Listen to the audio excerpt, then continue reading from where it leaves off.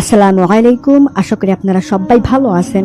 আপনাদের দোয়া এবং আল্লাহর অশেষ মেহেরবানিতে আমিও ভালো আছি, আলহামদুলিল্লাহ। আপনারা অনেকেই জানেন না জিন জাতি কোথায় বাস করে, জিনদের পৃথিবী দেখতে কেমন। আজকের এই ভিডিওতে আমি এই সকল অজানা বিষয় সম্পর্কে আলোচনা করব। জিনদের পৃথিবী দেখতে কেমন, জিনদের পৃথিবী কোথায় অবস্থিত, জিন জাতির আদি ইতিহাস সম্পর্কে, জিন জাতিকে কিভাবে সৃষ্টি করা হলো এবং আরো অনেক অজানা বিষয় সম্পর্কে এই ভিডিওতে আমি আলোচনা করব ইনশাআল্লাহ। আমি আশা করি আপনাদের কাছে ভিডিওটা অনেক ভালো লাগবে। তো সময় নষ্ট না করে চলুন শুরু করা যাক। ইসলামী গল্প, গল্পেই জ্ঞান বাড়ে। মহান আল্লাহ পাক মানব জাতিকে সৃষ্টির বহু পূর্বে জিন জাতি সৃষ্টি করে দুনিয়াতে প্রেরণ করেছিলেন। তিনি কোরআনের বহু স্থানে জিন জাতির কথা উল্লেখ করেছেন। আর মানব জাতিকে যে উদ্দেশ্যে সৃষ্টি করা হয়েছে সে একই উদ্দেশ্যে জিন জাতিকেও সৃষ্টি করা হয়েছে। কোরআনে সূরা জিন নামে একটি সূরাও নাজিল হয়েছে। মানুষের প্রতি যেমন আল্লাহর ইবাদত বন্দেগী করার আদেশ দেওয়া হয়েছে, তেমনি জিনদের প্রতিও দেয়া হয়েছে। মানব জাতির মধ্যে যেমন অনেকে আল্লাহর নির্দেশ পালন করে, আবার অনেকে পালন করে না, জিনদের ভেতরেও এ ব্যাপারে ঠিক অনুরূপ। পরকালে নেকিবদির হিসাব হবে, বিচার হবে। বিচারের পর কেউ জান্নাতবাসী হবে, আবার কেউ দোজকে যাবে। জিনদের মধ্যেও তাই হবে। মানুষের মধ্যে যেমন নারী পুরুষ আছে, বিয়ে শাদী, সন্তান উৎপাদন এবং জন্ম মৃত্যু আছে, তেমনি জিনদের মধ্যেও আছে। মানুষের মধ্যে যেরূপ রিপুর প্রভাব বা নাফসের প্রভাব আছে এবং তার ফলে তারা সৎ ও অসৎ হয়, জিনদের মধ্যেও তা দেখা যায়। তবুও মানুষের সঙ্গে জিনদের অনেক পার্থক্য রয়েছে। যেমন মানুষ মাটির তৈরি কিন্তু জিন আগুনের তৈরি।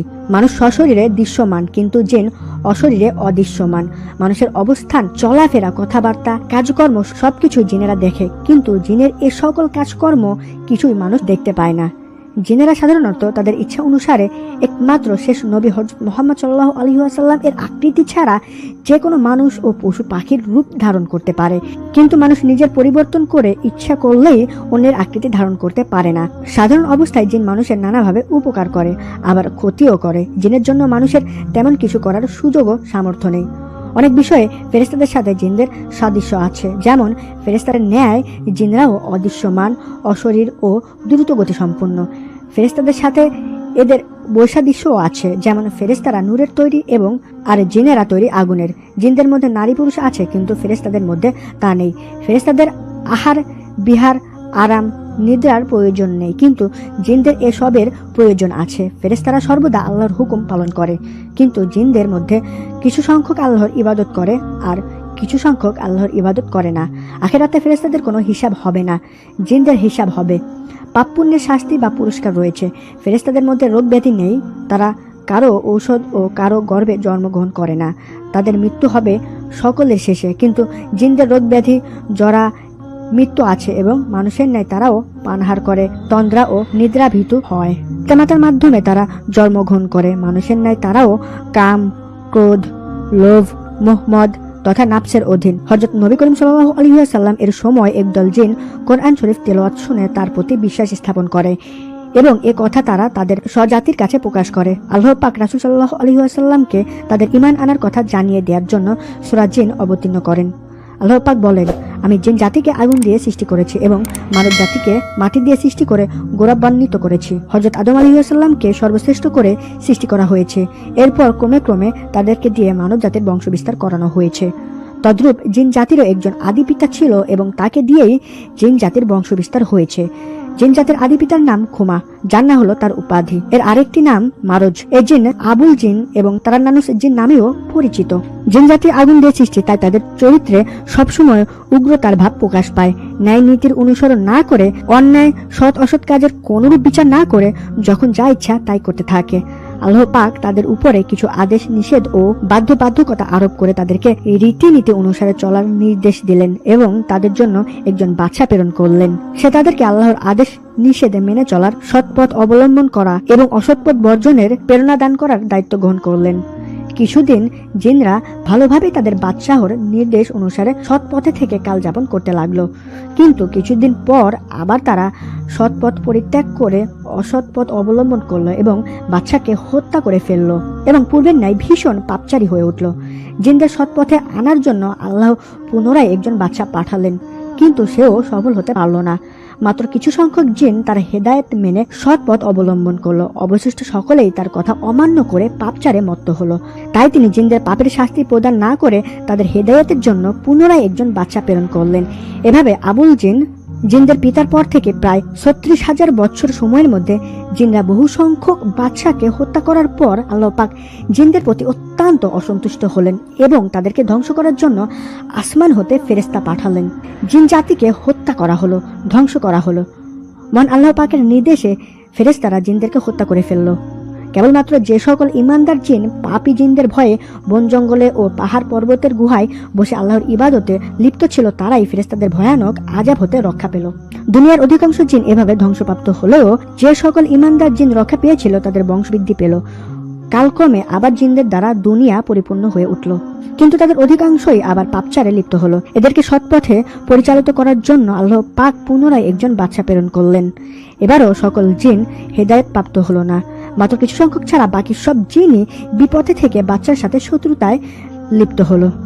শেষ পর্যন্ত এবারও তারা তাদের বাদশাকে হত্যা করলো। এদের আচরণে অতিষ্ঠ হয়ে কিছু সংখ্যক পুণ্যবান জিন বন জঙ্গলে গিয়ে গোপনে আল্লাহর ইবাদত করতে লাগলো। জিনদের আচরণে ক্রুদ্ধ হয়ে আল্লাহ পাক তাদেরকে শাস্তি দেবার জন্য পুনরায় ফেরেশতা প্রেরণ করলেন। ফেরেশতাদের হাতে পাপী জিনরা সকলেই নিহত হলো এবং সামান্য কিছু সংখ্যক পুণ্যবান জিন দুনিয়াতে জীবিত রইল।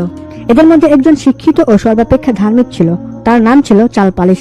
এবার আল্লাহ তাকেই জিনদের বাদশা এবং ধর্মীয় নেতা বানিয়ে দিলেন। খুব অল্প দিনের মধ্যে চালপালিশ ইবাদত বন্দেগী, আল্লাহর প্রেম ও পূজা পালনে বিশেষ সুনাম অর্জন করলো। সে নিজে ধর্মপথে মজবুত থেকে আল্লাহ পাকের ইবাদত করতে লাগলো। বেশ কিছুদিন যাবৎ জিন জাতির উপরে চালপালিশের একচ্ছত্র অধিপত্য ও জিনদের ধর্মপথে অক্ষুণ্ণ থাকলো। অতঃপর আবার বহু সংখ্যক জিন পথভ্রষ্ট হয়ে গেল। এদের সাথে চালপালিশ নিজেও ধীরে ধীরে নীতিভ্রষ্ট হয়ে পাপ কাজে জড়িয়ে পড়ল। সে ভুলে গেল সে একজন আল্লাহর প্রেরিত ও মনোনীত নেতা। আল্লাহ পাক ফেরেশতা জিবরাইল আলাইহিস সালামকে পাঠিয়ে চালপালিশকে সতর্ক করে দিলেন যে তুমি তোমার দায়িত্ব ও কর্তব্য ভুলে কোন পথে চলছো, এ পথ যে তোমাকে বিনাশের কোলে পৌঁছে দেবে। জিবরাইল আলাইহিস সালাম এর সতর্কীকরণে চালপালিশের চেতনা ফিরে পেল। সে সৎ ও সঠিক পথে প্রত্যাবর্তন করে পুনরায় নিজের ও জাতির কল্যাণের কাজসমূহে মনোনিবেশ করলো। জিনদের হেদায়েতে একান্তভাবে আত্মনিয়োগ করলো। কিন্তু দুষ্ট জিনদের প্ররোচনায় চালপালিশের আবার পরিবর্তন ঘটল। সে পাপের স্রোতে নিজেকে ভাসিয়ে দিল। চালপালিশের 1000 বছর পূর্ণ হয়ে গেল। আল্লাহর নির্দেশে আসমান হতে ফেরেশতা এসে চালপালিশের সমগ্র জিন জাতিকে ধ্বংস করে দিল। কিন্তু আল্লাহর ইচ্ছায় এবারও সামান্য সংখ্যক জিন কোনো ক্রমে ধ্বংসের কবল হতে রক্ষা পেল। তাদের দিয়েই দুনিয়া পুনরায় জিনে পরিপূর্ণ হয়ে গেল। পাপচারে দুনিয়াকে এরা দোজখের তুল্য করে তুলল। এদের মধ্যে 2-4 নেককার জিন ছিল। তাদের ভেতরে বিলিকা নামক একজন জিন ছিল। আল্লাহ পাক এবার তাকে বাদশাহী দান করলেন। জিনদের শাসন ও হেদায়েতের আল্লাহর নির্দেশ পেয়ে সে সেভাবে কাজ শুরু করে দিল। অচিরেই ধর্মভাব ও সুখ শান্তি ফিরে এলো। বর্ণিত আছে বিলিকা যখন বাদশাহী প্রাপ্ত হয়েছিল তখন তার বয়স ছিল 25,000 বছর। এ বয়সে সে জিন জাতির উপর কর্তৃত্ব ও দায়িত্ব প্রাপ্ত 36,000 বছর পর্যন্ত যথাযথভাবে তা পালন ও রক্ষা করলো। এরপর পুনরায় তার ভেতরেও পরিবর্তন আসলো। ধীরে ধীরে তার অধীনস্থ জিনরাও যেমন পাপচারী হয়ে উঠল, সাথে সাথে তাদের সর্বাধিক নায়ক ও ধর্মীয় নেতাও পথভ্রষ্ট হয়ে পড়ল। ফলে আল্লাহর গজব আবারও তাদের উপর নেমে আসে। এই গজবে কিছু সংখ্যক জিন ব্যতীত বিলিকা সহ সমস্ত জিন ধ্বংস হয়ে গেল। তারপর তাদের বংশবৃদ্ধি হয়ে দুনিয়া আবার জিনে পরিপূর্ণ হয়ে গেল। এবার আল্লাহ তাদের শাসন ও সৎপথ প্রদর্শনের ভার অর্পণ করলেন হামুস নামক একজন জিনের উপর। আল্লাহ তাকে তার পূর্ববর্তী বাদশাহদের পরিণতির কথা স্মরণ করে দিয়ে সাবধান করে দিয়ে বললেন, নির্দেশ অনুসারে তুমি তোমার দায়িত্ব ও কর্তব্যসমূহ যথাযথভাবে পালন করে চলবে, নতুবা তোমার অবস্থাও পূর্ববর্তী বাদশাহের অপেক্ষাও ভয়ানক হবে। এর জবাবে হামুস ও আল্লাহর নিকট নিষ্কর্ত্য পালনের প্রতিশ্রুতি দিয়ে বলেছিল, হে মাবুদ, আমি সারা জীবন ও মনে প্রাণে আপনার নির্দেশ পালন করব। হামুসের অধীনস্থ জিনরা কিছুদিন খুবই ভালোভাবে সৎ জীবন যাপনে গাফলতি করল না। কিন্তু কিছুকাল পর আবার তারা ধীরে ধীরে পূর্বের পথ পরিহার করে পাপ পথের দিকে অগ্রসর হলো। দেখতে দেখতে তারা আল্লাহর নাফরমান হয়ে গেল। হামুস অনেক চেষ্টা করেও তাদের ফেরাতে পারল না, বরং তারা উল্টো হামুসকেই ভয় ভীতি প্রদর্শন করতে লাগলো। কেউ কেউ তাকে নানারূপ প্রলোভন ও দেখাতে লাগলো। প্রথম হামুস তাদের কথায় কর্ণপাত না করলেও শেষ পর্যন্ত নিজের মনোবল অক্ষুণ্ণ রাখতে পারল না। জিনদের আদি পিতা তারানান্নুসের জন্মের পর 1,44,000 বছর অতিক্রান্ত হয়েছিল। এ সময় জিনদের উপর পুনরায় আল্লাহর ভীষণ আযাব নেমে আসলো। আল্লাহ ফেরেশতাদেরকে আদেশ করলেন, তোমরা এবার সমগ্র জিন সম্প্রদায়কে ধ্বংস করে ফেলো। আল্লাহর নির্দেশ অনুসারে ফেরেশতারা জিন জাতিকে ধ্বংস করার জন্য দুনিয়ায় অবতীর্ণ হয়। 4 জন জিন মাত্র কোন রূপে পাহাড় পর্বত ও বন জঙ্গলে আত্মগোপন করে প্রাণ রক্ষা করলো এবং অবশিষ্ট সমগ্র জিনই ফেরেশতাদের হাতে প্রাণ হারালো।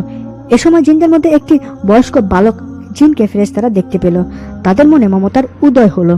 তারা তাকে হত্যা না করে আল্লাহর নিকট প্রার্থনা করলো, হে মাবুদ, এ বালক জিনটির প্রতি আমাদের মনে অত্যন্ত দয়া ও মমতার উদয় হয়েছে। আপনার অনুমতি পেলে আমরা একে আসমানে এনে পরম যত্নে লালন পালন করব। আল্লাহ পাক ফেরেশতাদের প্রার্থনা মঞ্জুর করে তাদেরকে অনুমতি দিলেন। ফেরেশতারা এই সুন্দর জিন বালকটির নাম দিল ইবলিশ। ফেরেশতারা যখন তাকে প্রথম আসমানে নিয়ে আসলো, এ সময় সে সুন্দর জিনটি 1000 বছর বয়স্ক বালক মাত্র। পরবর্তী ভিডিওতে আমি ইবলিশ শয়তানের সমস্ত জীবনী সম্পর্কে আলোচনা করব ইনশাআল্লাহ। হয়তোবা আপনাদের কাছে ভিডিওটা ভালো লেগেছে। যদি ভিডিওটা ভালো লেগে থাকে তাহলে অবশ্যই একটা লাইক দিবেন এবং পরবর্তীতে কোন ধরনের ভিডিও পেতে চান বা কোন ধরনের ইসলামিক ভিডিও পেতে চান তা অবশ্যই আমাদের কমেন্ট করে জানাবেন। আমাদের এই ইসলামিক গল্প ইউটিউব চ্যানেলে আমরা প্রতিনিয়ত ইসলামিক ঘটনা, ইসলামিক গল্প, ইসলামিক কাহিনী নিয়ে সুন্দরভাবে আলোচনা করে থাকি। আপনি যদি ইসলামিক ঘটনা বা ইসলামিক ভিডিও দেখতে পছন্দ করেন তাহলে অবশ্যই চ্যানেলটি সাবস্ক্রাইব করে রাখবেন। ধন্যবাদ, সবাই ভালো থাকবেন।